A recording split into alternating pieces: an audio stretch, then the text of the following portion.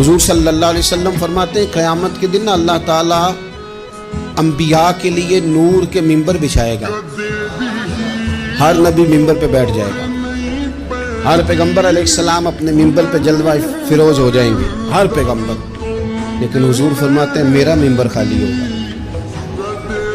یا رسول اللہ صلی اللہ تعالیٰ علیہ وسلم آپ کا ممبر کیوں خالی ہوگا؟